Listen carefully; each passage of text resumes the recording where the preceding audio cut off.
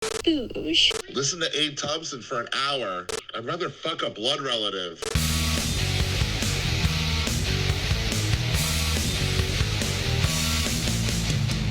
Yo, yo, yo. Welcome to episode 135 of Thompsin Other Disappointments. Keeping it booge, keeping it strictly hashtag binfluencer.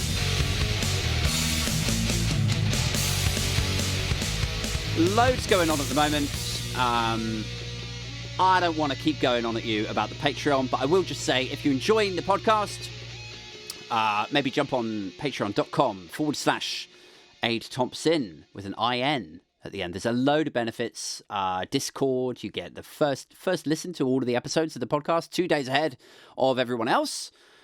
We do London meetups. We're doing a live show. Me, Super Tansky, Danny fucking Price, Jolyon Rubenstein, Ashley Hayden, a couple of others. That's coming up on Friday, the 10th of February in London. So if you want to get a ticket for that before they all sell out, jump on my fucking Patreon, you beauties. What should we talk about today? We were supposed to talk about the strikes. Everyone's talking about the strikes, though. So I thought, what else is interesting? What else is in your periphery, dear listeners? I'll tell you something that sort of captured my mind grapes over the last few days. Huge leaps in AI this week. I don't know how many of you saw those. Like the latest developments in that world. There was two that came up in the same week, right? So that's why it's sort of jarring to me. But basically, there was the face painting thing that's all over your Instagram feed. That's called Lensa. And then there's this Chat-GPT thing, I think it was called. I hope I've got that acronym right. Chat-GPT. Now, obviously, you would have seen the face thing, right? Because everyone's on Instagram and it's on everyone's Instagram feed. People have been, changing their faces and AI draws it and paints it. It looks like some sort of 19th century impressionist or something, They use AI to draw a painting version of your face and it just looks, it's impressive. Everyone's doing it. It's like the fucking ice bucket challenge all over again. and it's got the same amount of ego to it as well. With the ice bucket challenge, it was for a good cause, It raised awareness. Although I can guarantee none of us remember what the fuck the cause was now, do we? So it's just become what it always was, which was basically 90 million people across the world uploading shit MP4 files to Facebook, each one of them thinking their video would be different and special, Every boring ex-colleague that you're still connected to, who you didn't even like them when you had a place of work in common with them. Now you have nothing in common. Now you hate them. Now they elicit visceral feelings of hate from you whenever you see their shit statuses. And the only reason you haven't defriended this fucking idiot is because you might bump into them somewhere, and then it would be awkward for you. And, the one thing that we hate more than marginally annoying people is feeling socially awkward, right? Because we're British. So you didn't defriend them, and then they're still there. And, even after 90 million other ice bucket videos, this cretin was still like, yeah, but wait till you see my ice bucket challenge, though. And you're like, oh, God. Okay, all right, fine. Yeah, great. Oh, right, yeah, bucket of cold water. Yeah, I see that. Oh, plot twist. It's over your head. Fuck it. Oh, great. Yeah, amazing. Make sure you donate £5. No, I will PayPal you 50 quid right now if you just delete your account. And I nominate 8. No, fuck you. Fuck you. I don't care what cause this was for.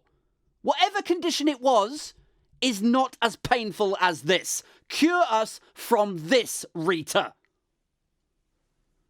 So the ice bucket challenge was that.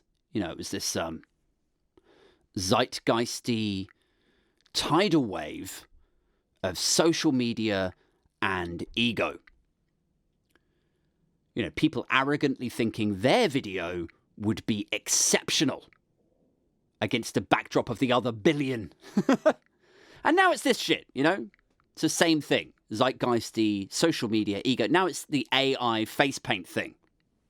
Wait till you see my AI interpretation selfie thing. Like half of you motherfuckers are so fucking narcissistic. Like we see a realistic reinterpretation of your face every fucking day when you upload another selfie with a distorting filter on it. Like now because it's, you know, it's not just a filter. Now because a computer drew your whole face instead of just, you know, airbrushing over the burst blood vessels from your nose, you fucking booze hound. Now we're supposed to go, oh, yeah, amazing. Yes, well done, Philip. I guess you're cured of your obvious alcoholism. Like, look at you. Like, I see your face. Yes, no burst blood vessels all over there that look like a fucking Martian storm gathering on your cheeks. No yellow teeth. No bloodshot eyes. Like, I have to admit here, maybe the intervention was wrong. When we were all trying to tell you to go dry for health reasons. Because your kids are walking around in soiled nappies. And you're jobless. And the bottom half of your face looks like a fucking slow-mo avalanche. Maybe we were wrong, Philip. Because I can see now how good you're looking.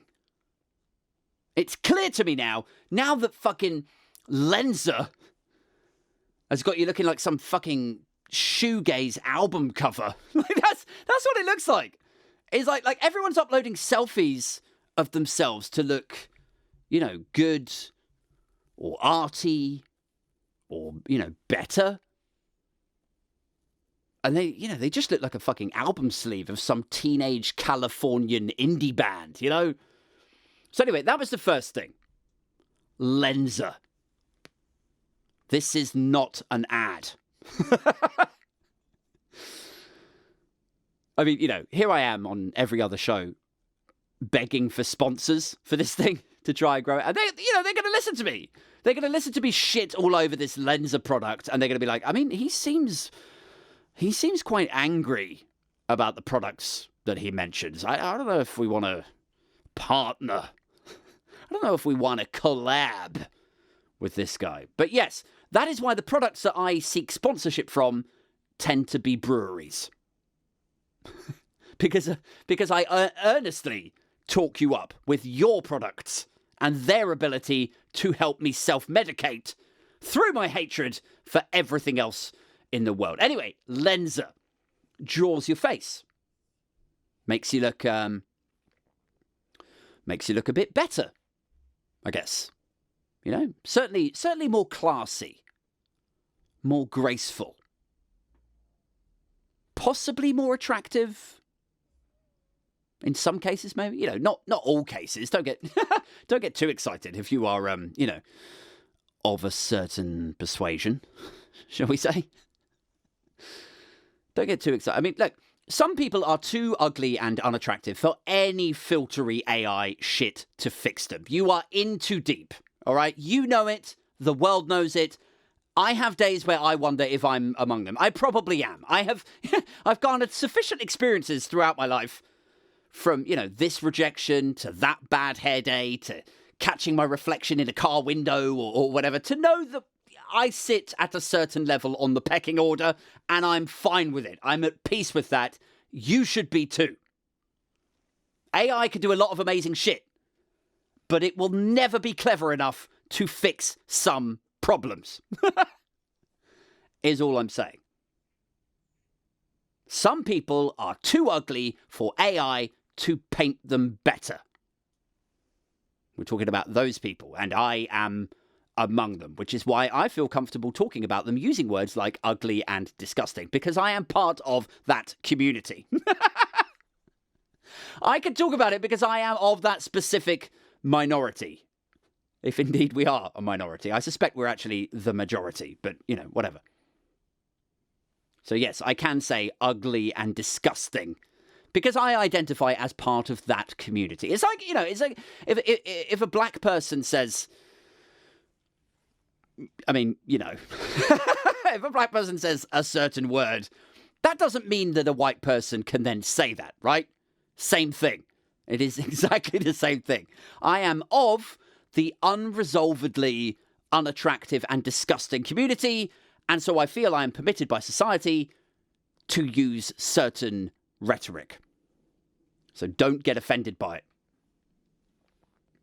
Because look, if you're also a member of this community, then you will know that I am, right?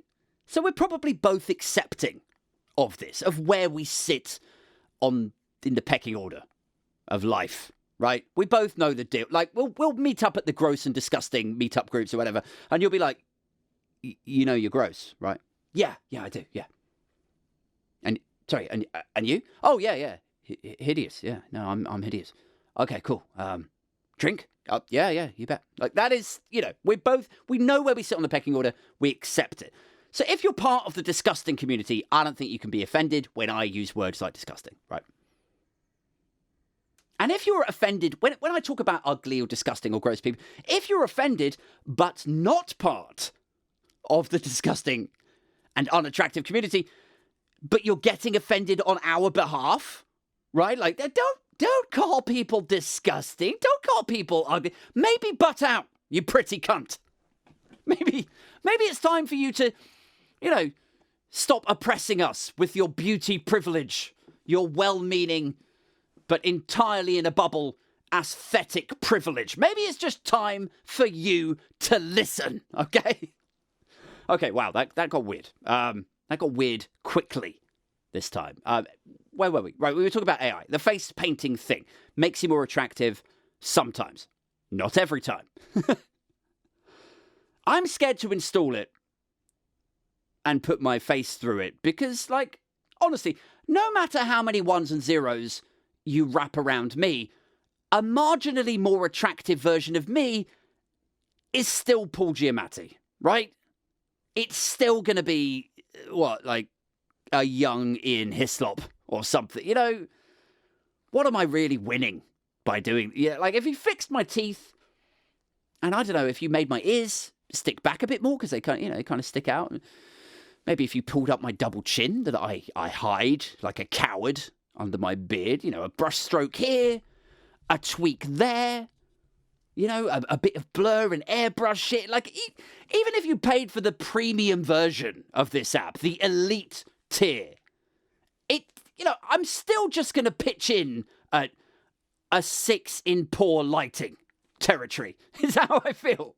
What am I really going to gain by putting myself through this app? And some of you might, you might have seen my profile picture or like watched my videos or whatever, and you might think, oh, you're not that bad. Maybe I'm, they say you are your own worst critic, right? But I mean, even that isn't true because my mum fucking hates me. What? No, that's not okay to say out loud, ain't?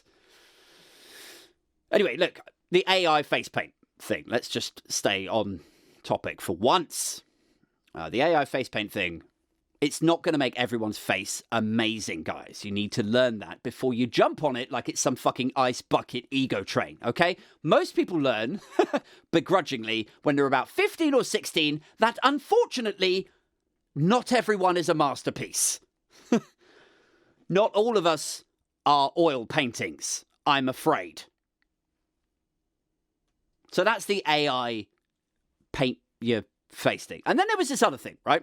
Same week. 2 AI stories both bubbling up in the same week, showing you how far artificial intelligence has come.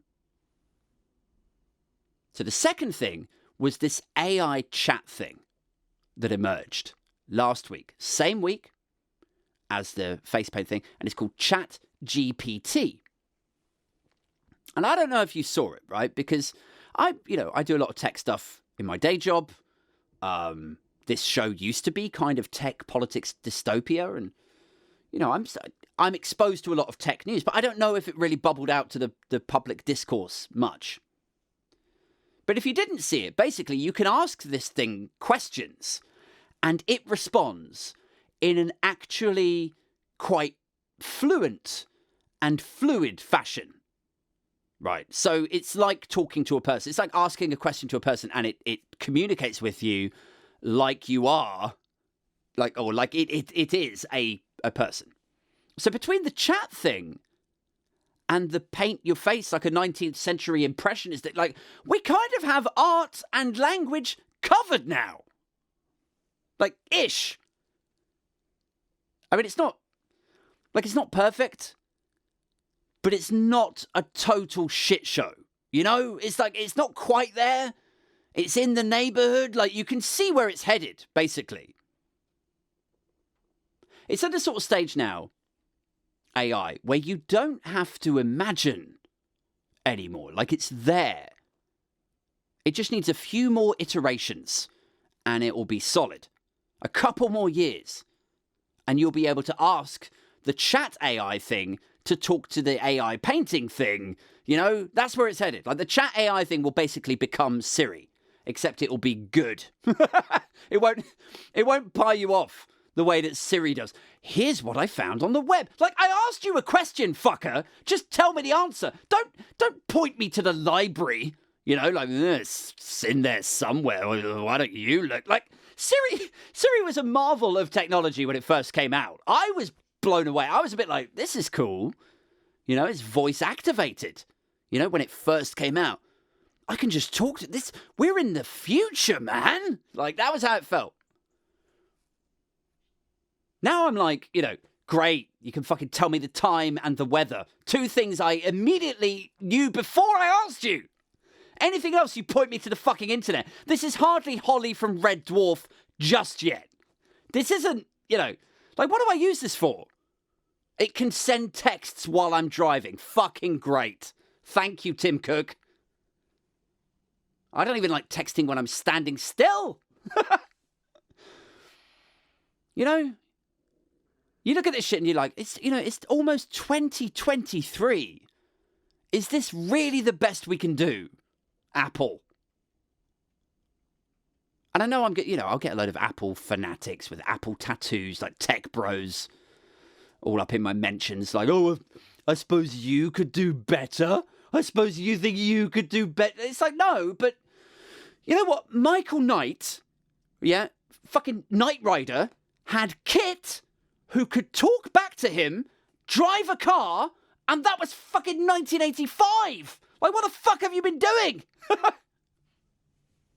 Anyway, so the chat AI thing is going to become Siri, probably, right? Or Siri will become very similar, and then it will just become your PA, right?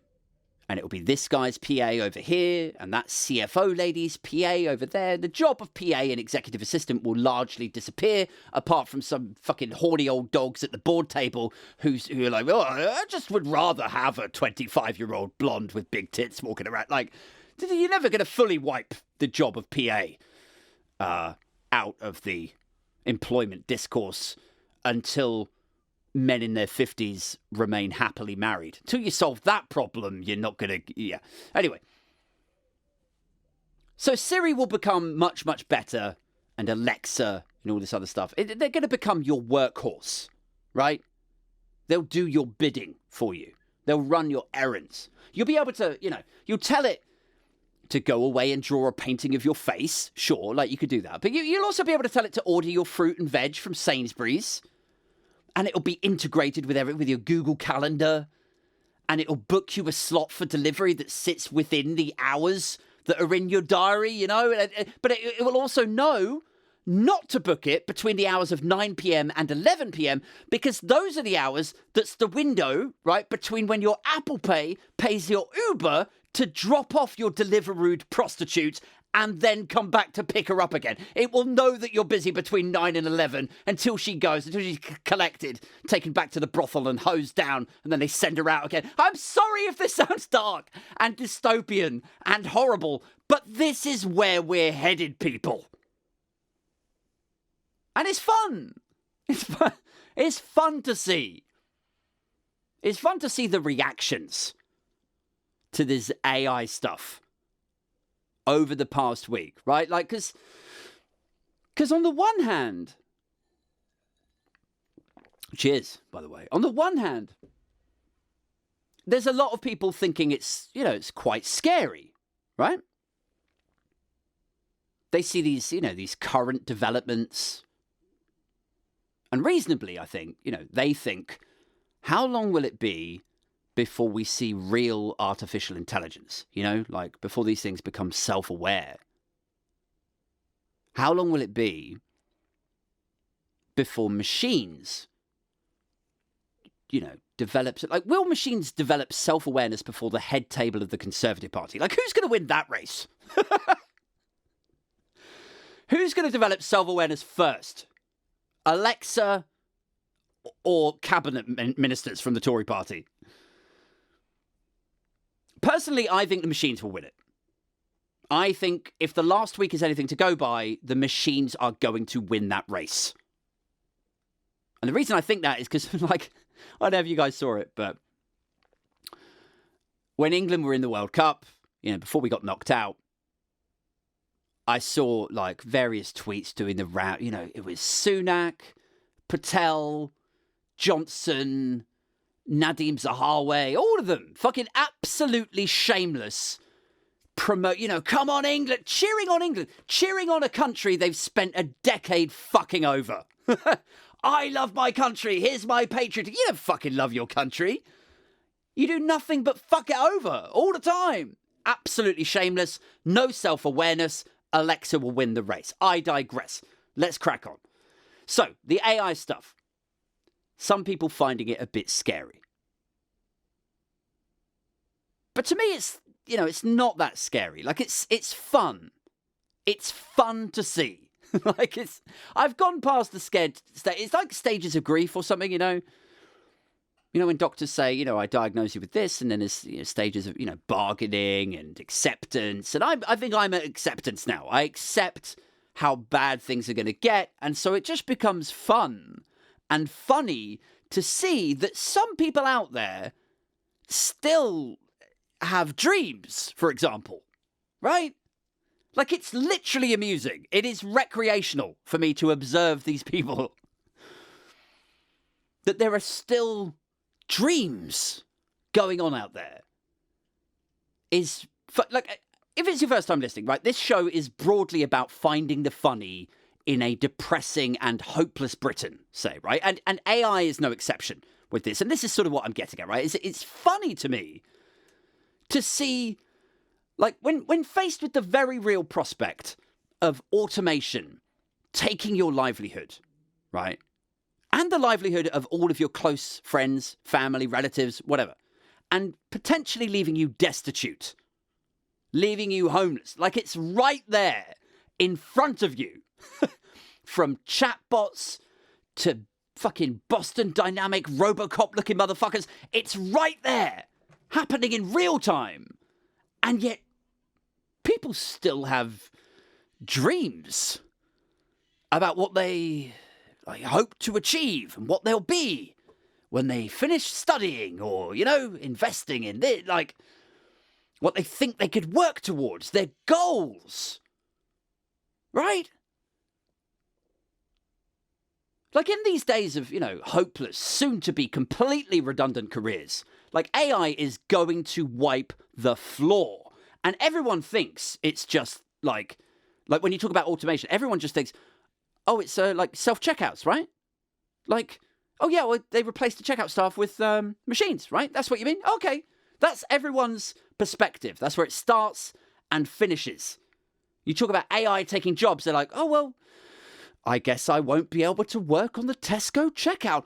Oh, well, like, no! This shit is going to take manual jobs first, sure. So checkout staff, robots that build cars, robots moving stock around the warehouse, robots delivering things will be next, probably. And then it's going to move up to super specialized manual jobs, right? Like fucking surgeons. And then the Chat-GPT thing. That shit will graduate to script writing. How about that shit? And then it'll go to music.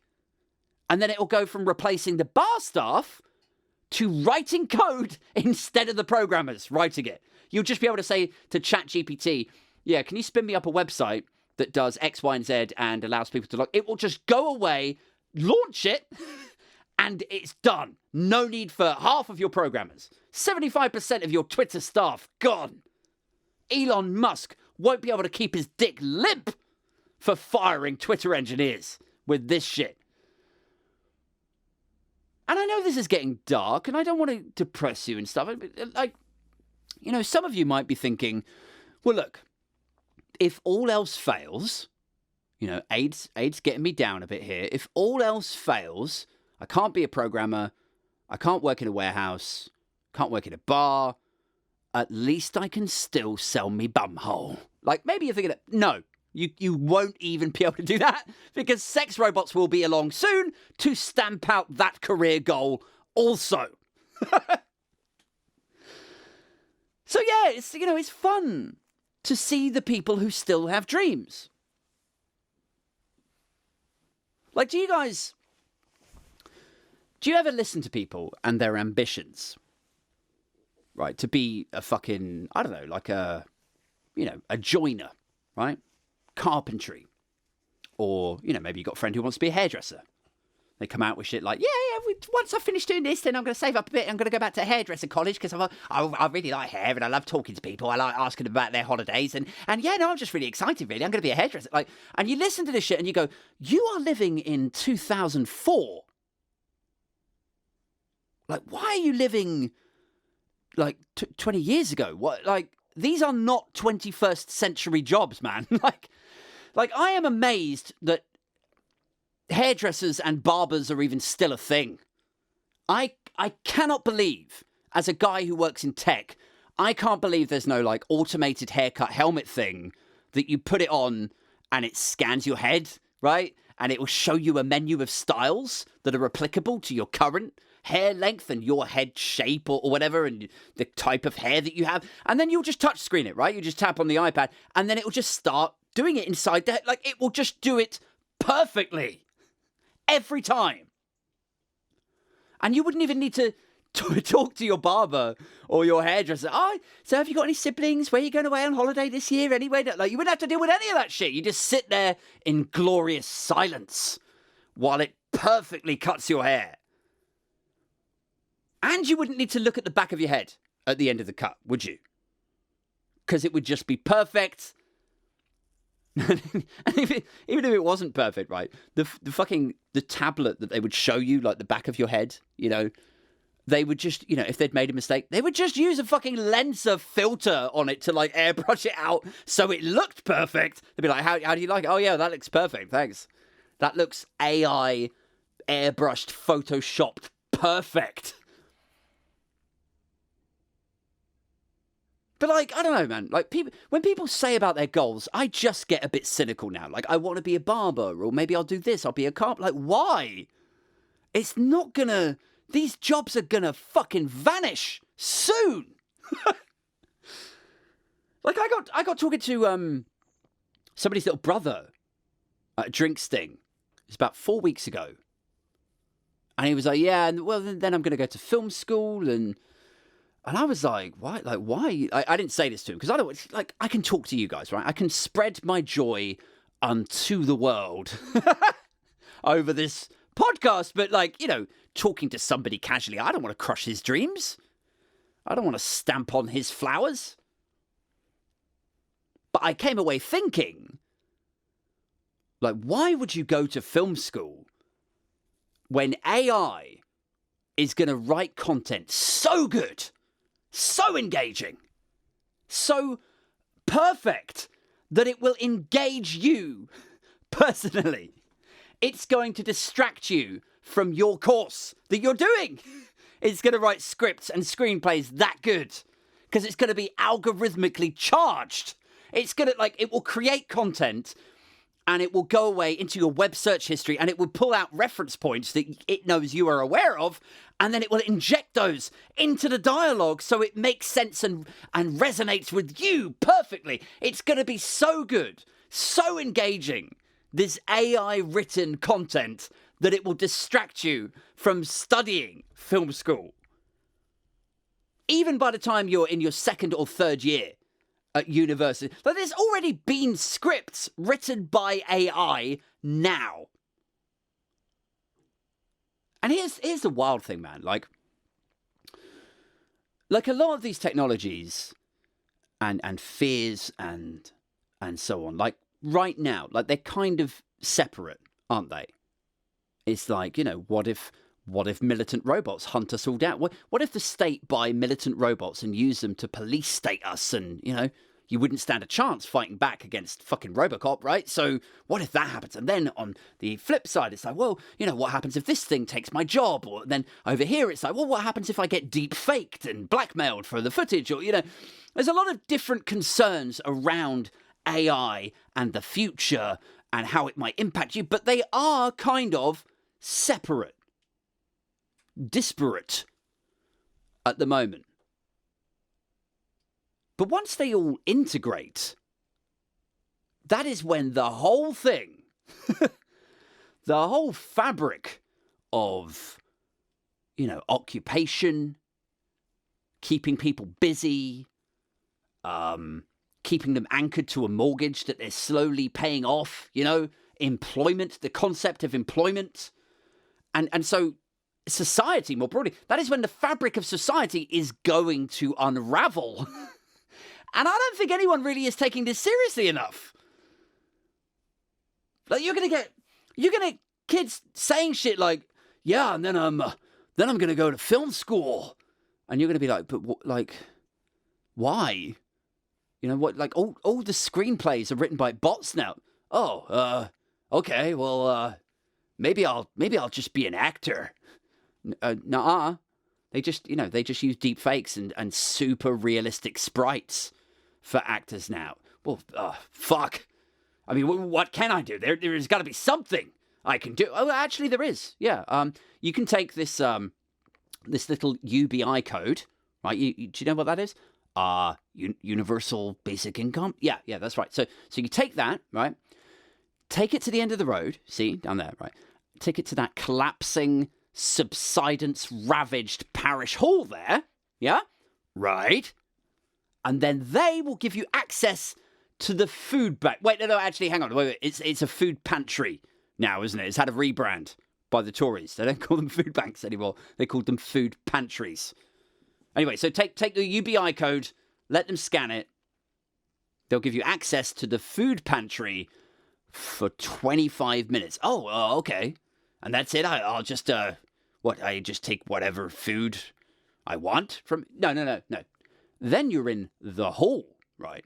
And there's food in there, but it's basically fucking Squid Game, and you have to beat other aspiring film school types to death for food. Jesus Christ! Yeah.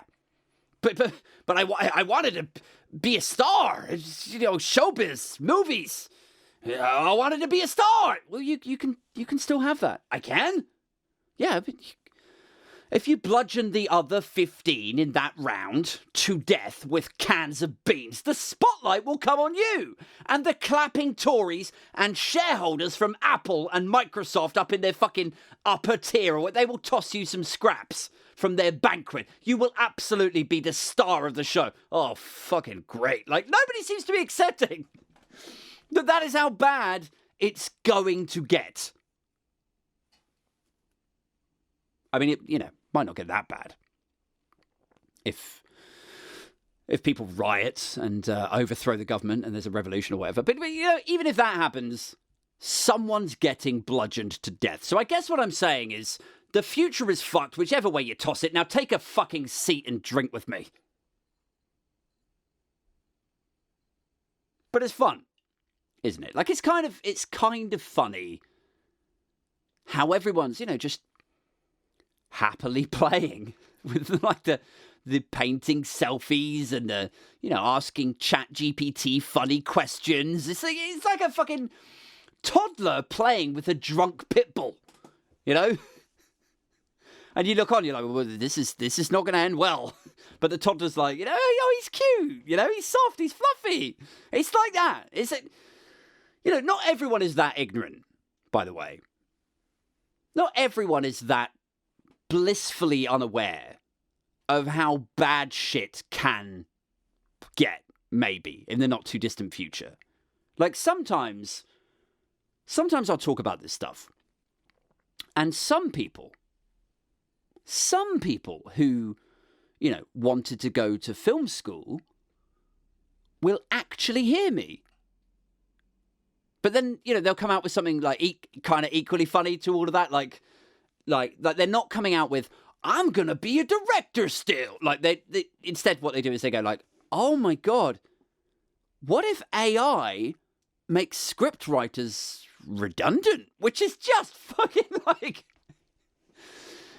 it's kind of, you're almost there. You're almost getting it.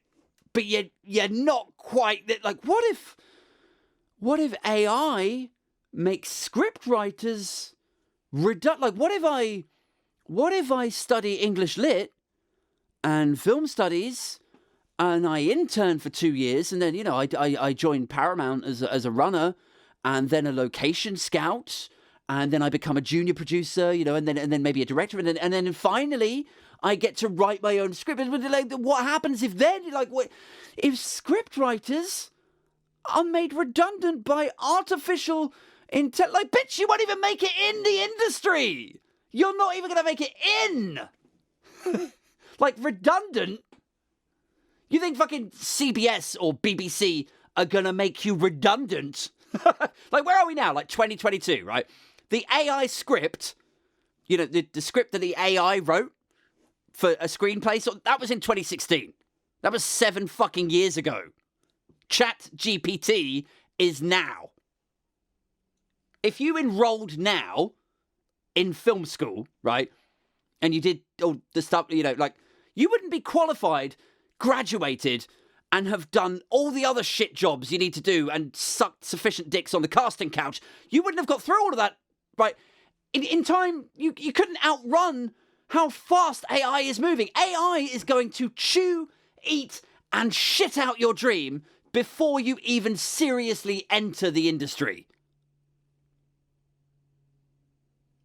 Like, people are like, what if AI makes screenplay writers redundant? Like, what kind of fucked up, opulent fantasy are you living in where you get redundancy checks and 6 months gardening leave? Like, you're not even going to make it in because AI is moving so fast. But as I say, it's good that people still have goals. It's inspiring, guys. They still have dreams. To be honest, you know, even away from the AI shit, right? The idea that in this period that we're in, where you could, you know, like, save up for years, change careers, you know, self-study, earn money, save up the deposit, you know, finally buy a house. Like, that was the goal. That was your dream. And then you could have it all swept away by some ill-advised Tory ultra ideological binge that you can still have a dream after that shit is just lunacy. No, wait. It's inspiring. Is what it is. It is inspirational that you might still have goals after that shit. Now, frequent listeners will know that is actually my situation. And I don't want to get all, you know, dark and morose about this, you know, woe is me and all that stuff. But it is, you know, it's hard to have dreams after that shit. After you work and, you know, get promoted and buy the house. And then it, you know, quite probably will get swept away by someone else's fucking, you know, incompetence or callous capitalism on steroids. One or the other. I don't know if we know fully which one of those it was yet. But it's hard to think then if any of it was worthwhile after that, isn't it? But anyway, look, I won't I won't be bitter about this. I won't cling on to bitterness, guys. Don't worry. Life is too short. I'll still be here, cracking jokes, taking the piss. But I also won't cling on to goals any longer. Because, like, honestly, like, in your heart of hearts, can you ask yourself, like, what would be the point, right? Like, why would you have goals anymore after all that shit? Like, once you've slogged and got in a half-decent financial bracket, got on the ladder, and then what happened? Boom! They fucked you with all the compassionate conservatism of a, you know, well, I suppose exactly the amount of compassion that you would expect from a conservative, right? Like, I mean, they've just fucked you. Just mechanically, emotionlessly bent you over a barrel and gifted you an eye-watering round of buggery. Just really gone to town on you. Like, why would you bother after all that? So, no, look, I'm not going to be bitter, but I'm also not going to have goals anymore. But some people do. And you can make of that and them what you will. Some of you will say that's good, that they have goals. Some will say it's inspiring. These people are, you know, diamonds in the rough.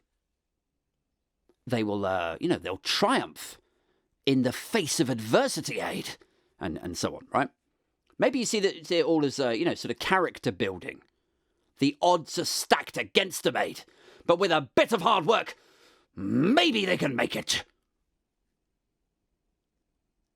But honestly, like, if it turns out that we lose this house, I am going to flip from being a self-motivated, self-improvement kind of guy to looking at people with goals in a crushing, unforgiving world. Like, that's cute. That is cute that snail thinks he can sludge his way across the A4 in rush hour. That is inspiring, is what that is. And people will be like, oh, come on, don't be so negative. Don't be so bitter, Aid. And I'll be like, no, I think it's great. I think it's great that the deer dodging the headlights has self-belief. Oh, come on, Aid, people will say. I think it's great that deer is wearing a MAGA hat and probably retweets Elon. I think that deer is inspiring. I mean, I can't watch because this is going to be fucking horrific. There is an 18-wheeler coming up in a minute. But yes, it is #inspiring. Nonetheless, watching the deer toddle out into the middle lane cluelessly. Let's applaud him. Let's applaud the dumb fucking deer as he too assumes his positive mindset will save him from the chaotic, unforgiving hurricane that is our universe. I don't know. I think what I'm saying, friends, is whether it is AI decimating your employment prospects and, feeding you to your town's local squid game, or the tumultuous fiscal mischief that we've had visited upon us in the present day, I think we can all agree that dreams should probably only inhabit your dreams nowadays. Dreams should be reserved for that hugely creative and fantastical place in between the hours you fall asleep and the time that you wake up. That is it. That is where your dreams belong now. So any thoughts you had about becoming a fucking, Formula One mechanic? Like, what if I became a Formula One mechanic? No, you're not. That is not going to happen. Just bid it.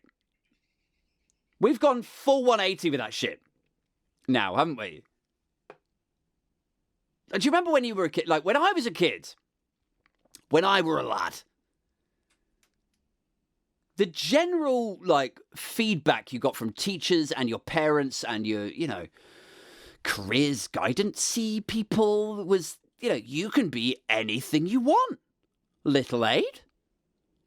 You could be anything you want to be. You could be a journalist, a doctor. You could be a policeman if you want. You could be anything, Aid. And now it's like, can I be a consultant neurosurgeon? Nope. Can I be? No, everything. No. All doors are shut to you.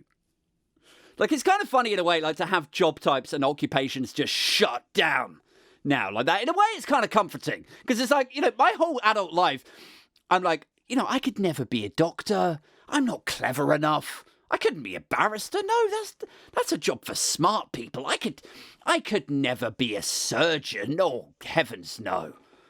And I did kind of wonder occasionally if it's not that, I'm not smart enough, but is it like a lack of self-confidence? Is it just that my self-confidence has held me back a little bit? But no, actually, it turns out, I just had to wait until society progressed to a point that its dystopian lows matched my self-esteem. Like, now it's like, can I be a consultant neurosurgeon? No. You knew that already, though, didn't you? Yes, yeah, I did. I strongly suspected I was never going to be a fucking surgeon. I don't know. Here's a fun thought for you. When this does all come crashing down, right, and robots do take all the jobs,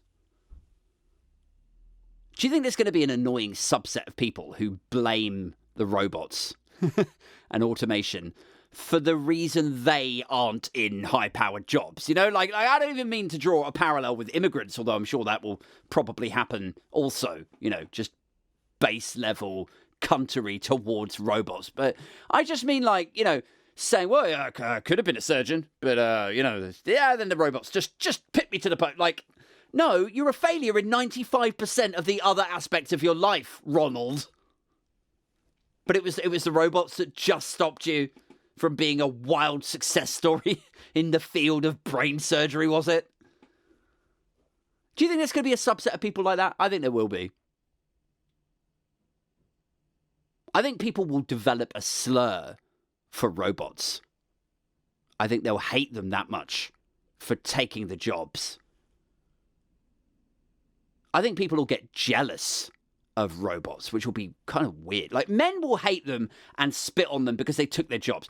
Women will have affairs with them because they've got the better jobs than the father of their kids. Like, the shit's going to get dark, is all I'm saying. Women will probably, like, burn down factories to stop manufacturing sex bots because their husbands have run away with a sex bot, right? Like, a perfectly programmed petite brunette sex bot that is algorithmically refined to satisfy his every desire in a physically perfect way, and he doesn't have to reciprocate. Like, that is...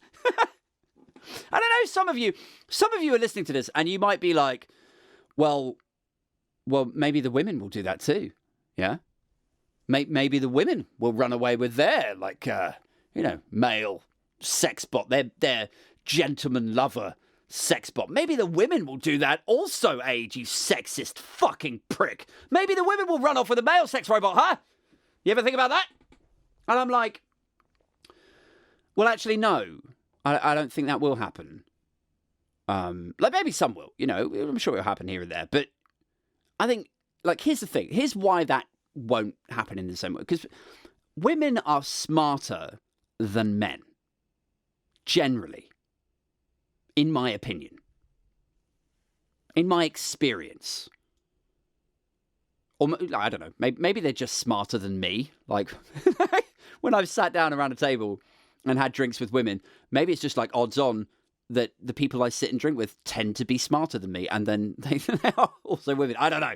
But I think if you took 100 women and 100 men, I think there would be a higher number of intelligent women in the 100 women than there would be in 100 men. Does that make sense? I could be wrong. I'm not a fucking statistician or whatever. But that's just, my sense is. And I think, feeling like that, I think knowing what I know about women and relationships I've been in and female friends that I've had, that I've talked to about sex and love and so, like, I think, and I could be wrong, female listeners, by all means, tell me if I'm wrong about this. I don't want to robot-splain anyone.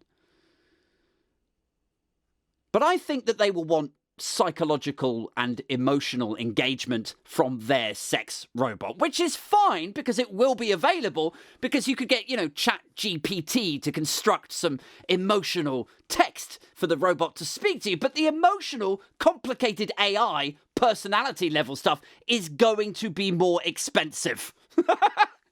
The sex robot you can fuck and then roll over and have a meaningful, insightful bit of pillow talk with is going to be the premium model. Like, women are smarter than men, and that's a good thing. But like a lot of things, it's kind of a gift and a curse, right?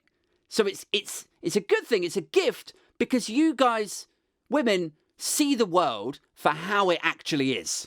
And you can see through people's bullshit. But it's a curse because it makes it way harder for you to find someone you can actually connect with. Evidenced by pretty much every single woman I've ever spoken to, right? And to top it all off, when the sex robots do come out, the other con to that pro, the other curse to that gift, when the sex robots do get released, you're going to get landed with the fucking premium tier, higher subscription, the Twitter blue of the fucking sex robot world, while the men are just going to walk in the store and go like, yeah, does this one talk? No, not that one. Okay, perfect. Like, that's it. Men.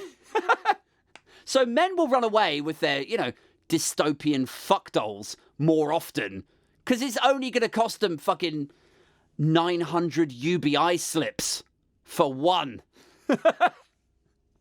While women, their model, their premium tier one, is going to cost 5,000 UBI slips. It's going to be like quintuple the price or whatever. They're going to get landed with a stonking bill. So women will have a dream that they could run away with their male sex robot. But again, it would be prohibitively expensive. You can't afford it. They might be giving them away, I guess, in your local fucking Squid Game tournament if you want to bludgeon 15 people to death to get one. But it is largely another dream that's dead. And I thought I already told you to stop having goals. God, this has got dark, hasn't it? Fuck. I don't want to leave you on a downer, guys. Should we try and lighten it up a little bit towards the end, Leave things on a positive note for a change? Should we try that? Binfluencers? Not a meaningless, positive goal or, baseless aspiration, We're still binfluencers. But just a bit of fun. A bit of dumb, silly fun. Lighten the mood a little bit. So what can we do? Yes, I know what we're going to do. Right, here we go. Fuck it. Let's prank call the sun. Who's with me? Should we do this? Let's do it. Okay, fuck it. Here we go. Right. Prank calling the sun. Hello, the sun. Yeah, good afternoon. I have potentially a bit of a scoop. God, I can't believe I'm fucking doing this. Are you the right person to talk to about maybe some... Yeah. What's the story? So, look, I work at Labour HQ in Victoria, and it's potentially quite an explosive thing to get off my chest. Basically, I've become aware of something that I find quite troubling about a person of significance. Shadow cabinet level. But it's really important to me that it's handled right. Like it's got to be handled with integrity. Which is why I've come to you guys. Is Harry Cole still there? Yep. I suppose he's on. Is he on lunch at the moment, eating or? So they're based in lobby obviously most of the time. So you've called the London office at London Bridge. But what I can do is I can take down some details about the story. Sure. Okay. So the nature of the story, I suppose, is a senior cabinet member has kissed a 14-year-old. Oh, okay. You mean a senior shadow cabinet member? That's right. Right. Okay. Right. How has that come about? Well, I think, as I understand it, what happened was back in 1994, when this shadow cabinet minister was also 14, he kissed a 14-year-old. Okay. But what? You mean when the shadow cabinet minister was 14, he kissed a 14-year-old? That's correct, yeah. Oh, okay. What? When he was 14? Yeah, he was 14, but I mean, he was still kissing a child. But he was also 14. Is this a wind-up? Are you making a TikTok or something? No. I mean, this seems deeply troubling to me, the idea that children are just being kissed willy-nilly. I mean, if those are the sort of the attitudes that are heralded and promoted at the Sun, maybe I've got the wrong paper. That's quite good. All right, that's very funny. Guys, that's it. Thank you so much for listening. Once again, if you are enjoying the podcast, please don't be a stranger. Jump on patreon.com/Aid Thompsin with an IN on the end. You can join my cult, which I am slowly building on there. There's 13 of us at the moment, and it starts from only £3 a month. So super, super cheap. It's enough to just buy me a beer, basically. Give me a doff of the cap and say, thanks, Aid. I'm enjoying the content. Content is key. I'm enjoying your content, Aid. So yeah, £3 a month is what it starts at to unlock exclusive Patreon-only content. There's London meetups. We did one in Brick Lane. I drank too much tequila and felt very unwell the next day. Also on the Patreon, you get first listen to shows like this 2 days ahead of everybody else. 2 days before they go on Spotify and Apple and shit. Also, you get first look at tickets for the live shows. We have one coming up on February the 10th. It's me, Super Tansky, Danny fucking Price, Jolyon Rubinstein, Ashley Hayden, Denise Headley from LBC, Alexandra Haddow, the stand-up comedian. That is all happening in London in February, so you would get first look at tickets for that. Also on the Patreon, we have a Discord chat, which is sort of instant messaging, right? A little bit like WhatsApp, a little bit like, I don't know, Slack or whatever. So we have a channel thing, where we pop in and we talk shit about Tories and we post memes and talk about the show, upcoming guests and features, what's going on in the world of politics and dystopia, etc. So you get that also. Finally, you get credited at the end of shows like this. Credited / named and shamed. So here we go. Thanks once again to the Patreon backers, Anthony, Pingu, David, Alex, Chris and Rax, and then Ricardo, Silent, T-Rex, Oliver, Sarah and Kerry. Thank you so much, guys, for continuing to support. I'm back on Friday. Until next time, keep it booge, keep it binfluencer. We outie.